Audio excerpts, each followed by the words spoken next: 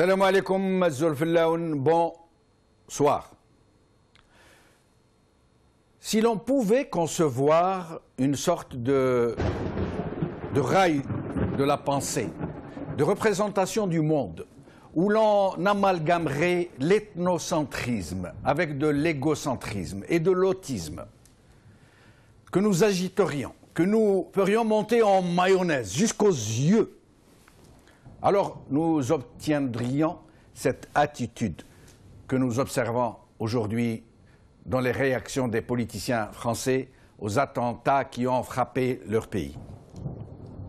Oui, je le dis sans ambages, personne ne peut en disconvenir. Ces attentats sont des actes barbares, indignes de l'humain. Oui, ils ont ciblé des victimes innocentes. Oui, ils ont été commis au nom d'une religion, par des gens qui sont du pays, quelle que soit leur origine, ou par d'autres qui y ont été admis à y vivre. Tout cela ne fait aucun doute. Et il n'y a pas lieu de pinailler sur la question à moins d'être intellectuellement malhonnête, d'être animé d'intentions malveillantes. Oui, on comprend très bien, et l'on s'y attendait, normal, que des politiciens en fassent leur cheval de Troie, en prévision d'élections imminentes, cruciales, leur cheval de bataille. Oui, il est normal que l'extrême droite se saisisse de ces tragiques événements et enfourche son dada, son sempiternel dada de la détestation pour engranger l'adhésion de nombreux hésitants qui étaient déjà tentés par ces thèses de l'ennemi intérieur et qui ne demandent qu'à y tomber de tout leur être. Oui, ce n'est vraiment pas extraordinaire que des groupuscules haineux se ruent sur cette aubaine, j'allais dire, pour stigmatiser le mahométan et par extension l'arabe, le noir et toutes ces cohortes de basanés et de cramés qui encombrent les ghettos de France et de Navarre. Tout cela est devenu presque normal, au point où ces attitudes ne suscitent plus ni indignation ni condamnation. Ce sont des réactions qui vont presque de soi, qui sont dans l'air du temps, qui sont autant de ballons d'oxygène pour groupuscules et personnes qui en ont besoin pour continuer d'exister, pour continuer de prospérer, ou alors juste pour continuer de déverser leur trop-plein de haine qui pourrait les étouffer s'ils ne lui trouvent pas d'exutoire. Parce que le racisme et la xénophobie sont les caniveaux naturels de nos infections intimes. Normal donc que toutes ces attitudes, ces roulements de tambour, ces index pointés, ces stigmatisations à l'emporte-pièce, ces solutions en kit et ces campagnes électorales enrobées de drapées d'oripeaux patriotards. Par contre, ce qui est proprement choquant pour et dans une société qui se revendique pourtant de la liberté, de l'égalité, de la fraternité, des droits de l'homme, de la civilisation, des lumières, de la tolérance. Ce qui est choquant est cette presque totale carence, cette défection des élites françaises à faire des lectures appropriées et globales de ces événements, des causes qui ont été à leur origine et des conséquences en chaîne qui pourraient en résulter si on ne leur apporte pas les solutions idoines. Un vide sidéral si l'on accepte quelques rares voix qui se perdent dans le désert. C'est cela, c'est cet étrange silence de l'intelligentsia sur les vraies causes de ce fléau des temps modernes qu'est le terrorisme, qui interpelle et qui inquiète. Est-ce là, en l'occurrence, une dérobade généralisée ou une chape de plomb qui pèse sur une parole qui se disait libre et dont on découvre qu'elle ne l'est pas ou qu'elle ne l'est plus? Des forces occultes tapis au cœur de tous les centres de décision et qui ont réussi le prodige de pouvoir donner le là à tout ce qui se chante et à tout ce qui se dit, ont-ils réussi à domestiquer la parole libre, celle qui aurait dû, qui aurait pu mettre le doigt sur les plaies, reconsidérer les professions de foi moutonnières, désigner les mots par les mots et surtout réconcilier l'humanité avec elle-même? Qu'on se le dise, l'intellectuel, cet humain, dont l'intelligence, l'intégrité principielle et le courage de dire en font le miroir de sa société et l'élément qui la féconde. Cet intellectuel-là n'est plus, ni au nord, ni au sud. Il est mort d'inanition, puisqu'il ne peut plus se nourrir de vérité. Il est mort de soif, puisqu'il n'est plus assoiffé de liberté. Il est mort de lâcheté, puisque le courage a déserté son âme. Il est mort étouffé, puisqu'il a trop longtemps été bâillonné. Et lorsque, par on ne sait quel prodige, par on ne sait quel miracle, il parvient encore à bredouiller quelques mots épars au milieu des cacophonies orchestrées, alors ces paroles sont comme autant de gouttes de pluie absorbées par une terre aride, trop aride, chauffée à blanc, autant de gouttes de pluie qui glissent sur le plumage d'un oiseau aquatique qui file à tire-d'aile au milieu de sombres nuages. Et nous sommes là, au milieu de la nuit noire, à espérer que l'angoisse se dissipe enfin, que l'aurore vienne. Et nous sommes là, à nous gorger de haine, à guetter la foudre de fer et de feu que nous promettons les uns et les autres, qui se livrent des guerres par nous interposées, pendant que les meilleurs parmi nous, ceux dont nous attendions qu'ils hissent l'étendard de la vérité, se tairent et se taisent. Aujourd'hui, j'ai le plaisir de recevoir, par ordre alphabétique, Sami Dziri, documentaliste, qui nous donnera des informations factuelles sur ce qui se passe à Paris. Selim Laïbi, écrivain et éditeur. Jean-Marc Rigel, expert en économie et finances islamiques, ancien cadre supérieur de banque.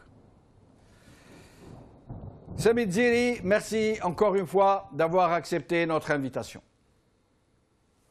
Merci, je vous salue vos téléspectateurs et ainsi que vos invités. Merci. Alors, Sami, que pouvez-vous nous dire sur les derniers développements à Paris, en France? Il y a 3 minutes, le procureur de la République a commencé sa conférence de presse. Et donc, il fait l'anamnèse de l'opération et il s'exprime sur le déroulement de l'affaire. Ce que je peux vous dire qu'actuellement, il y a des contrôles aléatoires sur tous les axes routiers afin de serrer les taux sur d'éventuels complices. L'opération de Saint-Denis a duré en 7 heures. Elle a commencé à 4h20, elle a terminé vers midi. Donc l'ensemble des alentours des quartiers du Saint-Denis, centre, notamment boulevard de la République, est bouclé. Le périmètre de sécurité est maintenu. Les écoles, commerces, établissements publics étaient fermés toute la journée. Et puis voilà, c'est maintenant à l'équipe de la police scientifique de procéder à récupérer les éléments qui peuvent être exploités, tels que des téléphones, des puces et autres éléments. Donc, il faut dire aussi, donc dans cette opération, il y a eu 7 arrestations. Il y a eu 2 morts, on nous a annoncé 2 morts. Bernard Cazeneuve vient de faire des conférences de presse. Il a dit qu'il est possible que le 3e corps serait sous les gravats. Effectivement, il y a quelques minutes, un 3e corps a été retrouvé. L'un des 3 corps, c'était une femme qui a activé sa détonation et qui s'est explosée. Elle s'est fait exploser à 7h27. Et puis cette femme, elle est de nationalité française, elle a 26 ans, elle est native de 1989 à Clichy-la-Garenne. C'est elle qui a permis d'arriver à la cage, puisqu'elle était sous écoute judiciaire et administrative dans une affaire de stupéfiants et une affaire de terrorisme. Et elle serait la cousine de Abdelhamid Abaoud, c'est le principal terroriste recherché, et qu'on pense qu'il est le principal, c'est l'artisan de toutes les attaques à Paris. Bernard Cazeneuve a dit qu'il y a des éléments que ce terroriste serait dans l'appartement. Les identifications des corps sont en cours.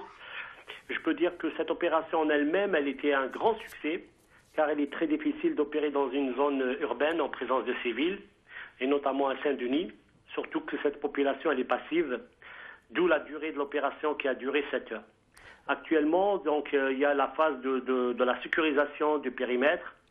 Et il y a toujours Qu'est-ce que vous voulez dire quand vous dites la population est passive? Je n'ai pas bien compris. Parce qu'elle n'a pas choisi, quand même, l'assaut a été donné à 4h20, les gens y dormaient.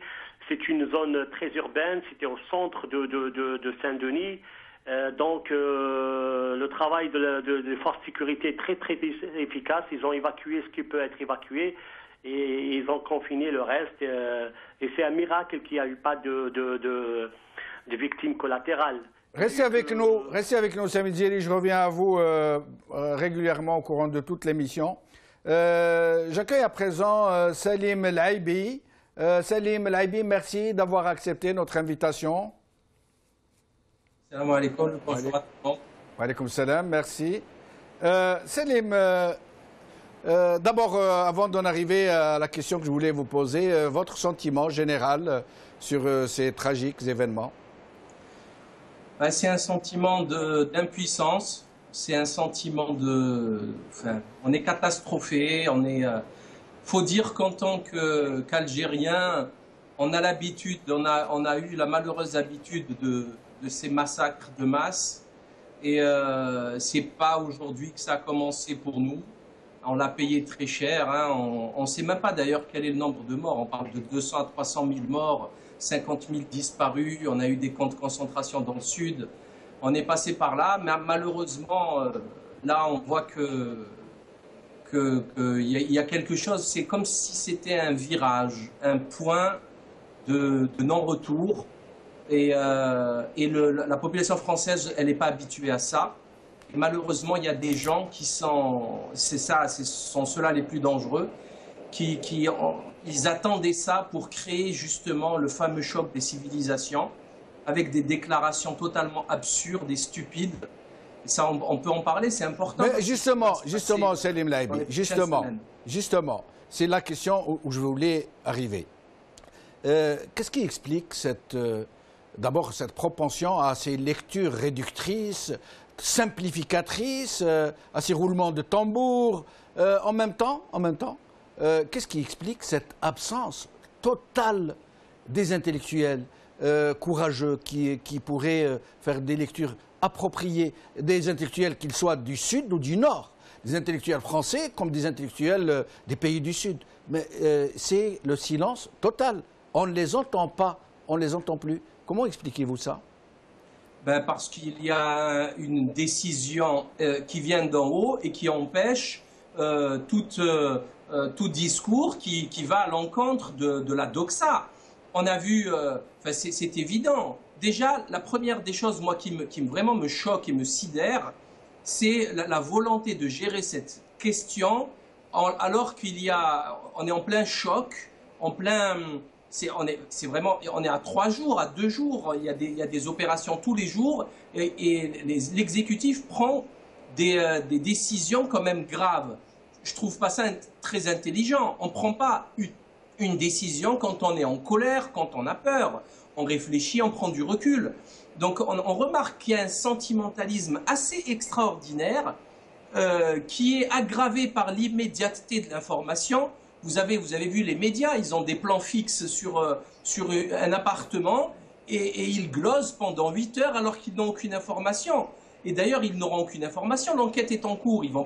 La police, elle ne va pas dire aux médias ce qu'ils sont en train de faire pour que les autres ils puissent s'échapper. Donc c'est très très bizarre. Et là, on a vu par exemple Michel Onfray qui a juste dit que que la France, de toute façon, quelque part, elle n'est pas rentrée en guerre le vendredi 13. Il y a l'armée française sur plein de territoires étrangers, au Mali, en Irak, en Libye. Et là, on se rend compte que la France, elle est en guerre aujourd'hui parce que le territoire français a été touché. C'est une blague, c'est pas sérieux. Eh ben, le fait de le dire, vous avez par exemple Maurice Safran de Challenge, qui était à l'époque sur Marianne, c'était un des rédacteurs en chef avec Jean-François Kahn de Marianne, il lui tombe dessus comme si c'était un traître de la pire espèce, alors que De Villepin a dit la même chose. Nous avons M. Conessa qui dit la même chose, qui était un haut fonctionnaire à la Défense et qui explique parfaitement que la France a déclaré la guerre depuis un moment à des pays musulmans et que ce n'est pas une nouveauté. Donc je ne comprends pas cette... en fait, si on la comprend, on peut expliquer ça de deux manières.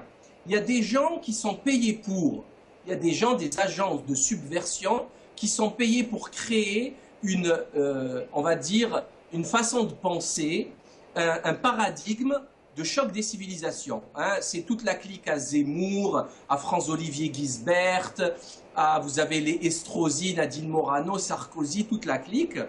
En général, ce sont des atlantistes ultra-sionistes, parce que tout ceci arrange des affaires de l'entité sioniste scélérate, vous vous en doutez. Hein, on pourrait seulement dire une chose, pourquoi Daesh ne bombarde pas Israël? Pourquoi? Qu'est-ce qu'ils attendent? Ils passent leur temps à tuer des musulmans, alors que Awla al-Qiblatain, c'est la première qibla de l'islam, qui est le Quds al-Sharif, ils ne veulent pas le libérer. Il y a quand même quelque chose qui cloche dans tout ça. Hein, on sait très bien qu'il y a des soldats de Daesh qui ont été soignés à Tel Aviv. Il y a des vidéos, des quantités assez impressionnantes de preuves là-dessus. Comment se fait-il que Netanyahou soigne des soi-disant terroristes d'Al-Qaïda, État islamique, etc. Selim, là, je vous laisse la responsabilité. Là, je vous laisse la responsabilité de cette information que nous n'avons pas nous-mêmes.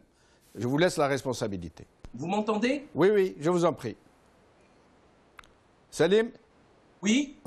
Je vous disais que je vous laisse la responsabilité de cette information dont vous nous dites que l'armée sioniste ou l'administration sioniste soignerait des soldats de Daesh.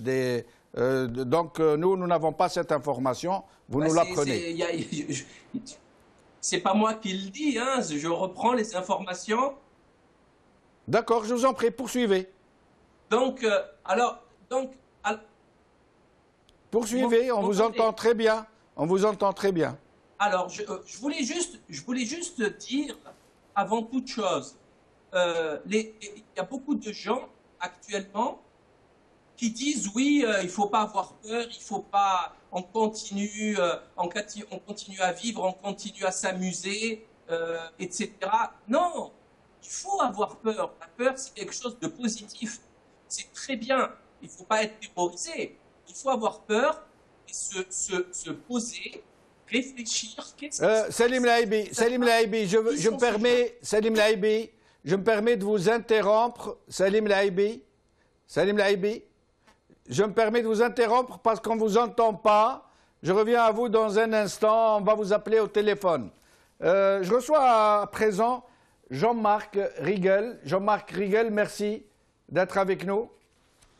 Salam alaikum. Wa alaikum salam. Alan, Jean-Marc Rigel, merci d'avoir accepté notre invitation. Wa alaikum salam. Azul Flawan, bonsoir. Ah, mais c'est très bien, vous parlez berbère. Mais je rappelle que vous êtes un Français de souche converti à l'islam. C'est bien ça? Oui, c'est ça. Eh ben, c'est très bien ça, oui. Et résident au Qatar depuis 10 ans. Voilà. Alors, j'aimerais vous demander d'abord votre avis, votre sentiment sur ce qui vient de se passer avant d'en arriver à la question que nous posons aujourd'hui, à savoir cette absence des intellectuels, des gens qui font une lecture adéquate des événements. Tout d'abord, je voudrais vous féliciter pour votre émission et pour votre travail acharné. Merci. Réinformation qui est indispensable aujourd'hui. Merci. La réaction, c'est évidemment une réaction de dénonciation de cet acte cruel et barbare et que l'on doit évidemment condamner.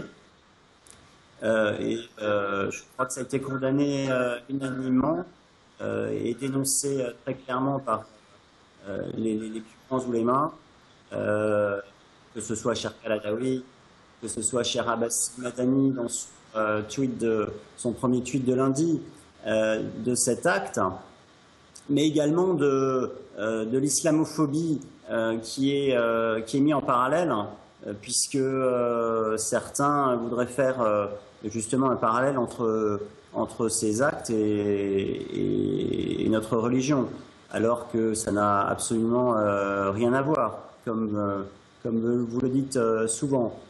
Donc, il faut dénoncer cet acte et puis prendre ses distances par rapport à ceux qui voudraient se proclamer de l'islam pour les justifier.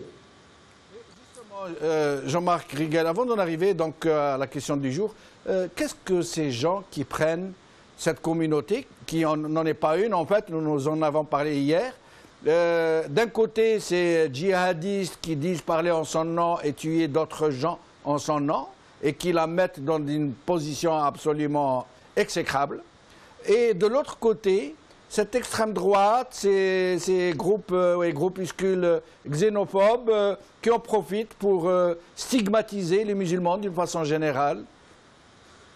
En fait, au-delà de l'émotion, je pense qu'il faut prendre un petit peu de hauteur et puis se poser la question de savoir à qui profite ce crime et puis qui sont les perdants dans cet acte odieux.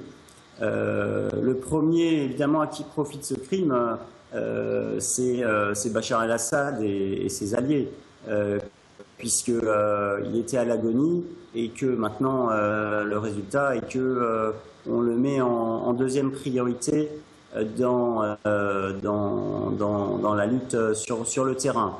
Donc ça, c'est une évidence. Je mentionnais ses alliés, mais on peut aussi mentionner les autres régimes dictatoriaux qui regardent. Et ces régimes-là, sous couvert de combattre le terrorisme, en fait, ils protègent les intérêts de l'Occident, très clairement. Il ne faut pas se le cacher. Et moi, ça me fait penser à ce que disait Malek Ben Ali, qui pointait du doigt le syndrome de colonisabilité qui dure encore aujourd'hui. Donc, des pays ont été décolonisés, mais les populations dans la tête, malheureusement, restent sous le syndrome de cette colonisabilité. Mais qu'est-ce qui fait que, en plus du fait que...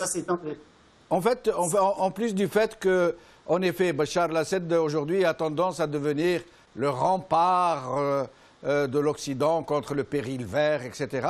Mais qu'est-ce qui empêche les intellectuels de tous les côtés de s'exprimer de façon claire, audible, objective sur cette question, de parler des tenants, des aboutissants, des causes, des conséquences? Je crois qu'aujourd'hui, il y a une chape de plomb sur ces sujets, et parce qu'il y a différentes forces en présence. Il y en a d'autres qui sont encore des gagnants dans cette affaire. Les extrémistes religieux salafistes que nous avons, malheureusement, sortent renforcés par cette mauvaise publicité. Et puis également, évidemment, Daesh qui fait parler de lui. Vous mentionniez la politique. Oui, évidemment, les partis politiques souverainistes en France voient tout à coup leur théorie confortée, leur théorie nationale. C'est le cas du Front National, c'est le cas de Debout la France en France. Et donc, c'est une évidence que ces partis sortent renforcés, puisque ce qu'ils disent depuis toujours est en train de se passer sous nos yeux. Donc, ils font partie de ceux qui sortent renforcés. Et à mon avis, on le verra très rapidement dans les élections dans quelques semaines. Et puis, les derniers gagnants, c'est malheureusement les islamophobes qui assimilent ces actes à notre religion. Donc, face à ça, eh bien, oui, il y a un silence gêné, probablement, des personnes qui pensent et qui, pour l'instant, se posent des questions, mais qu'on n'entend pas sur les plateaux. Et donc, c'est sur le fond qu'il faut traiter le sujet. Et j'espère que ce soir, on va des gens qui n'en pensent pas moins et qui n'en disent pas plus. Mais restez avec nous, Jean-Marc Riguel, je reviens à vous dans un instant. Sami Dziri. Sami Dziri, est-ce que vous êtes avec nous? Allô? Sami Dziri, alors, d'autres informations? Oui, le procureur de la République vient de terminer sa conférence de presse. Il annonce des informations d'une grande importance. Et il a dit que, durant l'opération, il y a quasiment depuis le vendredi passé, 830 policiers de différents corps ont participé à l'opération sous l'autorité de magistrats. Donc, une équipe de terroristes a été neutralisée. Parce que le commando, paraît-il, qu'il était prêt à passer à l'acte sur d'autres attentats. Et c'est grâce à l'efficacité des services de l'État, à travers des écoutes, géolocalisation, filature, et notamment des véhicules et des téléphones. Ces éléments-là étaient des éléments constitutifs de l'enquête. Donc, c'est qu'il y a aussi, il a parlé des véhicules qui ont été récupérés, les 3 véhicules qui ont été utilisés le vendredi passé. Ils ont trouvé quelques éléments, mais il n'a pas précisé quels étaient. Mais Sami Dziri, on entend dire qu'il y a une sorte d'alerte à des attaques éventuelles chimiques qui commencent à filtrer à ce point-là. L'alarmisme est de mise. Oui, mais ça, je le pense pas sincèrement, parce que il y a même dans les réseaux sociaux, on demande de ne pas aller dans les centres commerciaux et ainsi de suite, par des SMS, des coups comme ça. Est-ce qu'il y a quelqu'un au milieu des groupes qui sont en train de susciter cette panique, cette angoisse quasi généralisée? Il est fort possible que des gens veulent bien entretenir la psychose, la panique, parce que ça sert. Je pense que le procureur de la République était très déterminé et il a expliqué. Il y a des éléments qu'il n'a pas donnés, c'est parce que l'enquête est toujours en cours.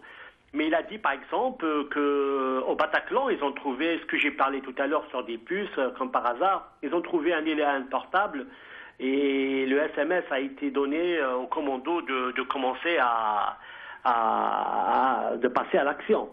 Il a précisé aussi que durant l'assaut de Saint-Denis, il y a 5000 munitions qui a été tirées, c'est-à-dire l'intensité de la violence était à son paroxysme.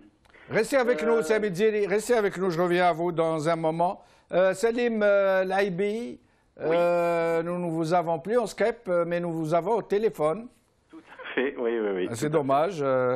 Sinon, Jean-Marc Riguel parlait à l'instant et confirmait la thèse de la chape de plomb pour expliquer ce silence des intellectuels, ce silence des gens qui auraient dû être aux avant-gardes pour nous expliquer ce qui se passe, pour essayer de conjurer ce qui arrive, pour essayer d'exorciser ces malheurs.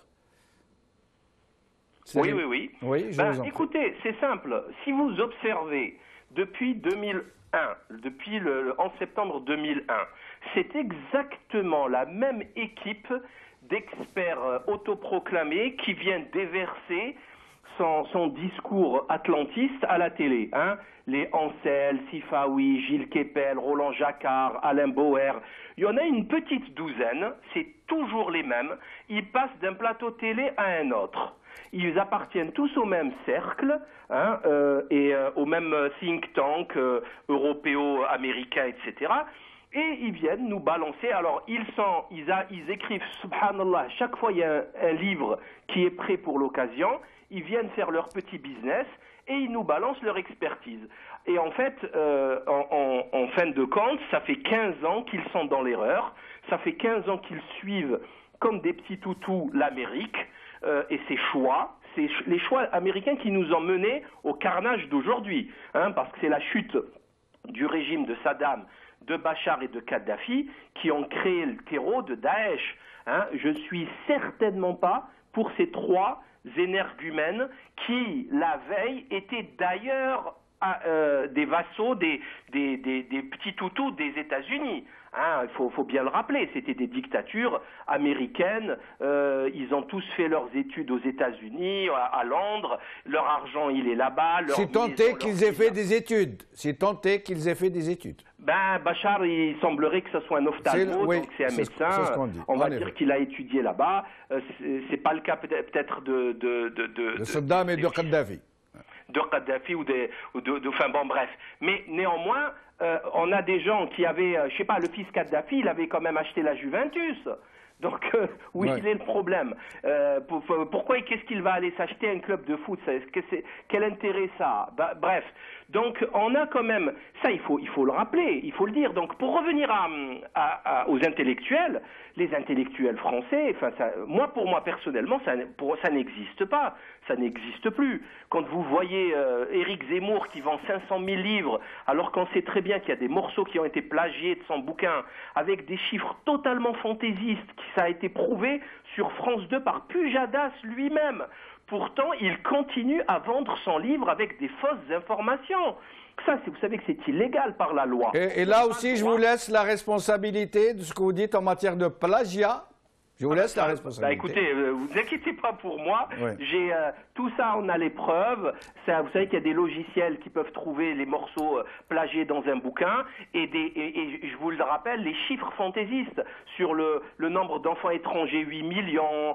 Ces gens-là sont vraiment des... Non, Salim Lahibi, je voulais juste vous préciser une chose. Si à chaque fois, je vous relance pour vous dire que je vous laisse la responsabilité de vous dire, c'est vous dire que lorsque on traite d'informations selon l'angle avec lequel on traite de l'information aujourd'hui, on se met forcément en péril. Vous le savez très bien. On se met en cible. Nous devenons un objet sur une ligne de mire. Aussi, nous faisons très attention pour ne pas donner le bâton pour nous battre, tout simplement. Ah non, mais la justice a déjà frappé Zemmour pour islamophobie. Donc, vous inquiétez pas. Enfin, c'est pas nous, les voyous. Ce sont eux, les voyous, qui ne cessent de mentir et de faire de la propagande. Ils nous disent que Daesh est un État islamique. Mais c'est une blague. Vous plaisantez, regardez les gens qu'ils ont attrapés. Alors, il y a les frères Abdeslam qui tenaient le bar, les Begin, et qui se sont fait arrêter parce qu'il y avait trop de cannabis dans le truc. Il y a l'épouse d'un des terroristes qui explique qu'il passait son temps à dormir et à fumer du shit. Ben Daoud là, et Abdeslam, ils se sont fait attraper pour un braquage. C'est quoi ces terroristes de pacotille? C'est ça l'islam rigoriste? Hier, c'était des braqueurs, des dealers de drogue et des alcooliques. Et maintenant, aujourd'hui, ça devient des islamistes rigoristes qui vont purifier la planète Non, mais franchement, qui peut croire ça? Vous savez, il y a une photo, j'aurais aimé vous la montrer sur Skype. Ils l'ont passée dans l'émission des Paroles et des Actes, c'est des vidéos de propagande de Daesh. Eh bien, il y a des gars, à un moment donné, Zama, ils font la prière. Ils sont à 90 degrés les uns des autres et ils font la prière à deux angles différents. C'est-à-dire qu'ils ne savent même pas où est la Qibla. C'est complètement délirant. On a l'impression que ce sont des montages hollywoodiens.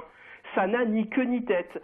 Si vous voulez faire haïr votre cause au monde entier, vous faites ce que fait Daesh à la lettre. Vous tuez des innocents, des civils, et vous êtes sûr que vous avez la planète entière contre vous. Moi, je me rappelle, vous savez, le colonel Amirouche, il n'y a pas un soldat qui fumait devant lui. Là, maintenant, on a une armée de drogués au Captagon, de chiteux et d'alcooliques. C'est ça, de Daesh. L'émir Abdelkader, pendant les enfumades et les emmurades des Sbeha et du Dara, alors que l'armée de Bugeaud et compagnie, il tuait des civils, femmes et enfants et bétail, et il les emmurait dans des grottes, l'émir Abdelkader, il donnait 4 € pour chaque soldat en bonne santé qu'on lui ramenait de prisonnier. Et celui qui lui ramenait un prisonnier blessé, il le frappait de falaqa. Enfin, subhanallah, c'est ça l'islam. L'islam, c'est ça. Donc, restez avec nous, Salim El Aïbi. Je reviens à Jean-Marc Riguel. Vous qui êtes né en France, qui êtes français de souche, un français blanc, comme on dit, ce n'est pas péjoratif dans ma bouche. Alors, expliquez-nous un peu, à votre avis, les causes de l'islamophobie. Pourquoi cette islamophobie ? Moi, je pense que, enfin, pour rebondir sur, je vais répondre à votre question, mais pour rebondir à ce que vous disiez tout à l'heure, c'est que dans ce grand silence, en fait, et on le voit dans l'actualité que vous relatez à l'instant, on a toute une population qui est prise en otage.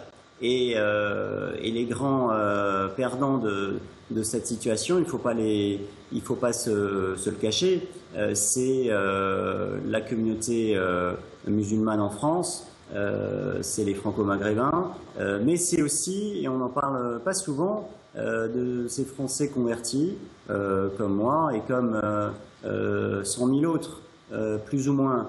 Et donc, l'islamophobie, pour vous répondre, en fait, moi je pense, je voudrais traiter le fond du problème que met en évidence ces attentats. Je pense qu'il faut que la communauté musulmane en France fasse ses devoirs et qu'elle sorte d'une situation où elle est infantilisée.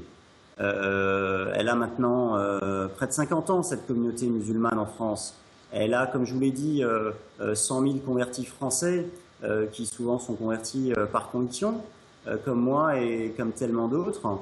Et donc, il faut qu'on puisse, de façon lucide, regarder nos problèmes et ne pas attendre que les autorités nous trouvent des solutions, comme il l'avait fait Sarkozy en nous instituant le CFCM.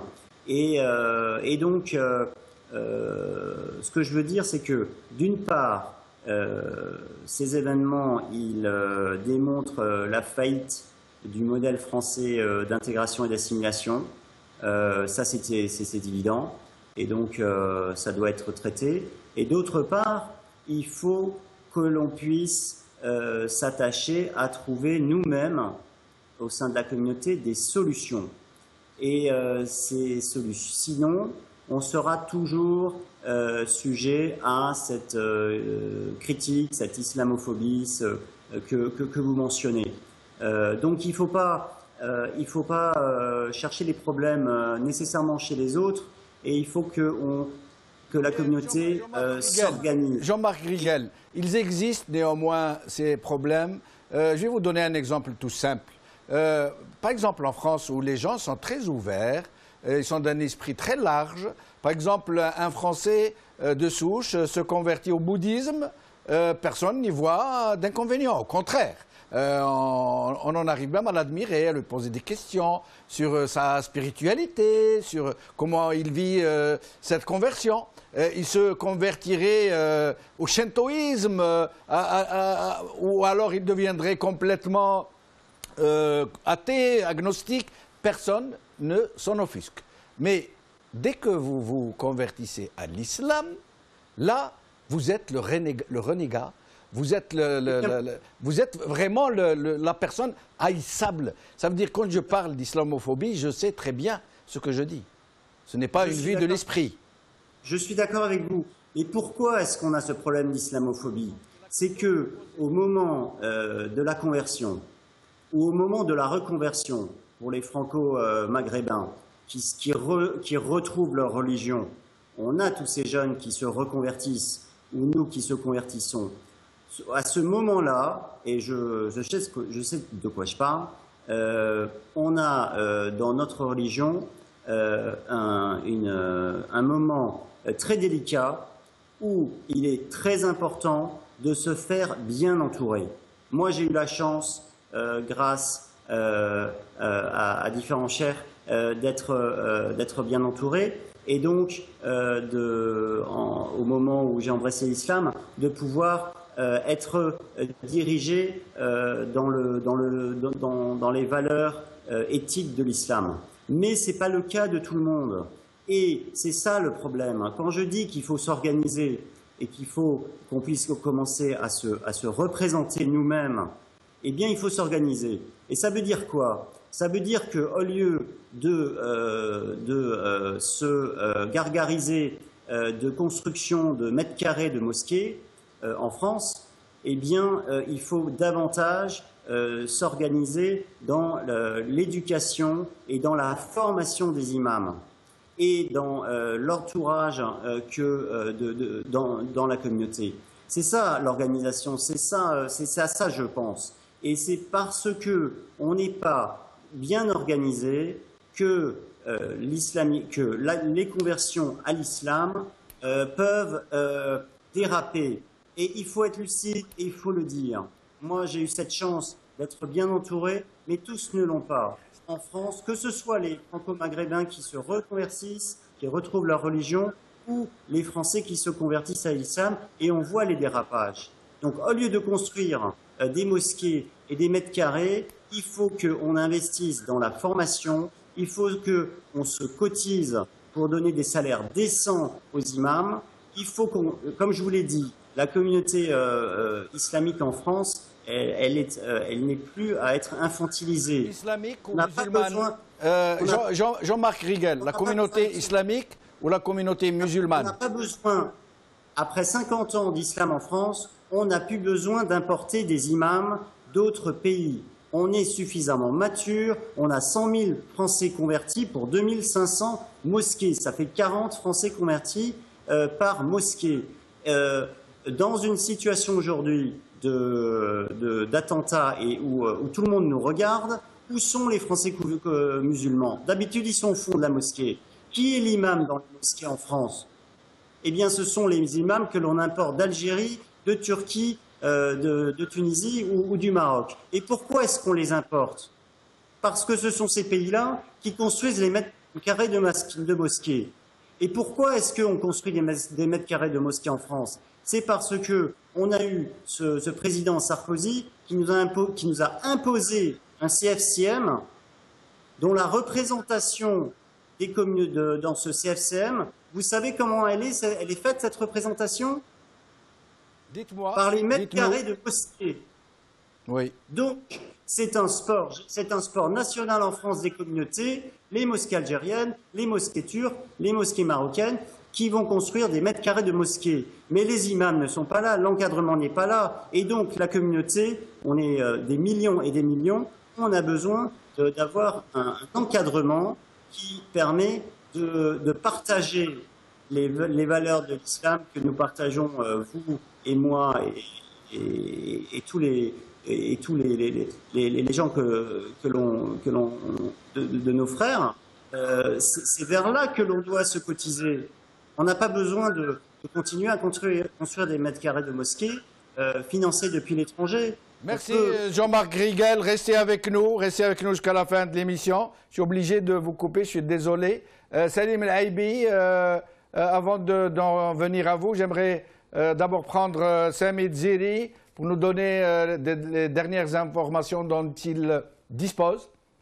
Sami. Oui, Jamaldine, souvenez-vous, le vendredi passé, lors des attentats de Paris, nous avons évoqué l'expertise d'Alain Chouet, qui était directeur des opérations de la DGSE.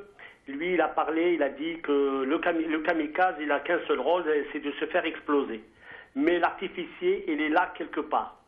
Donc, selon ses paroles, c'est dans cette logique qu'une course contre la montre s'est engagée et qui a abouti à ce qui s'est passé à Saint-Denis.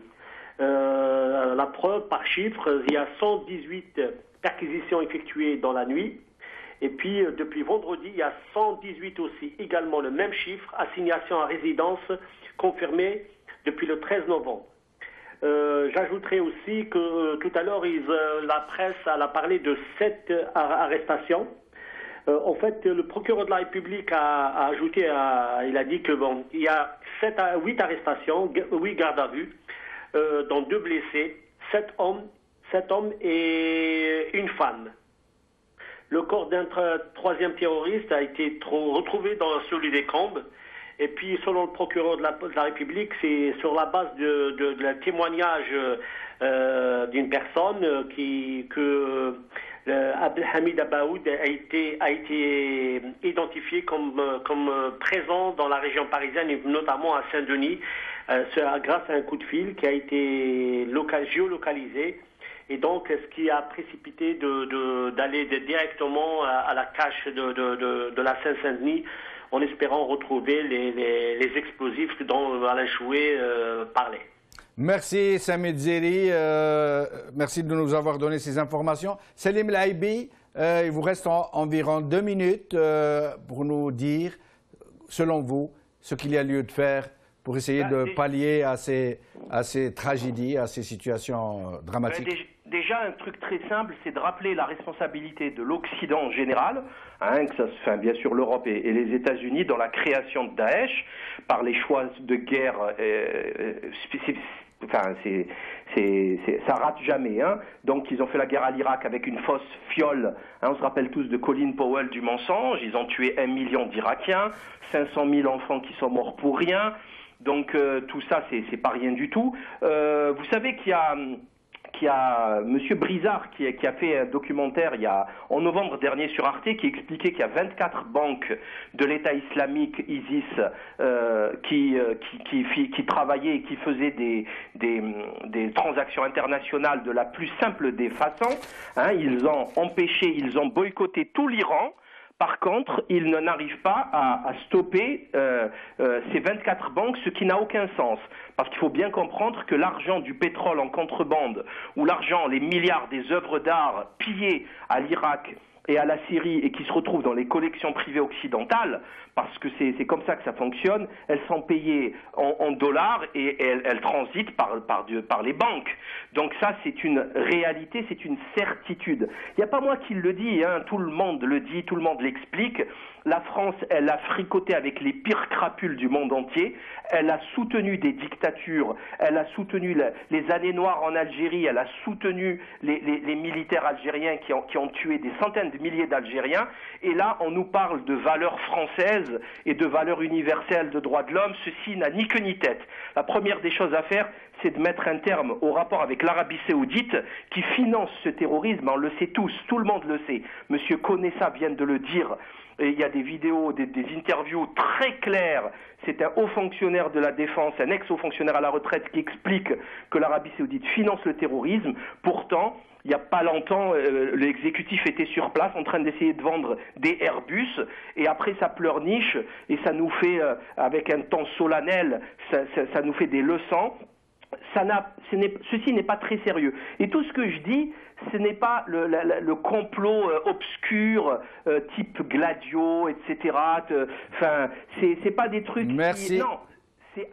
Merci Salim Laïbi. Je suis désolé d'avoir dû vous interrompre. L'émission est arrivée à son terme. Je remercie Samid Zeri, documentaliste à Paris.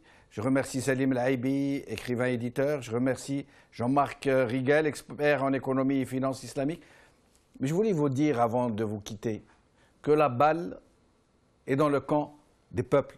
Sans jeu de mots facile, hein, en ces temps de meurtre et de carnage. Nous vivons déjà dans un monde d'injustice et d'oppression. Des peuples entiers sont broyés dans l'indifférence générale des autres peuples, et d'eux-mêmes d'ailleurs, qu'on anesthésie et qu'on déshumanise, en même temps qu'on les gave de mots creux et de slogans stériles. Dans moins de 40 ans, nous serons plus de 10 milliards d'êtres humains sur une planète qui a déjà entamé gravement son capital naturel. C'est dire ce que seront les enjeux et les périls. C'est dire que des centaines de millions, je ne dis pas des dizaines, des centaines de millions de damnés de la Terre vont déferler sur ces terres de cocagne que sont les pays occidentaux. Et rien ne pourra les arrêter, pas même la mort, encore moins les barbelés et les murs. Seul un développement plus harmonieux, une plus grande justice, le recouvrement par les peuples de leur droit à la dignité pourront fixer les populations et faire se taire les haines.